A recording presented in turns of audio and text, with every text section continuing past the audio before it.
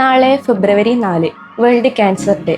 കൂടിവരുന്ന രോഗികളുടെ എണ്ണം ഒരുപാട് മുന്നറിയിപ്പുകൾ നമുക്ക് മുന്നിലേക്ക് വയ്ക്കുന്നുണ്ട്. ക്യാൻസർ തിരിച്ചറിയാൻ നമ്മൾ പൊതുവെ 3 തരത്തിലുള്ള ടെസ്റ്റുകളാണ് ചെയ്യുന്നത്.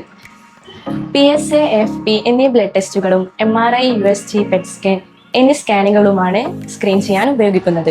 കുത്തിയെടുത്തും ബയോപ്സി ചെയ്തുമുള്ള പരിശോധനയാണ് ക്യാൻസർ കൺഫേം ചെയ്യാൻ ഉപയോഗിക്കുന്നത്. എന്താണ് PSA?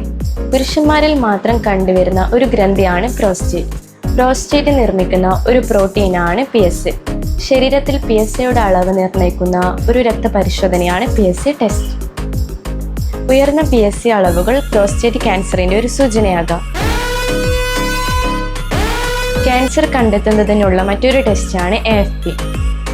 ഇതുകൂടാതെ CA 125, CA 99 എന്നീ ടെസ്റ്റുകളിലൂടെയും ക്യാൻസർ കണ്ടെത്താം.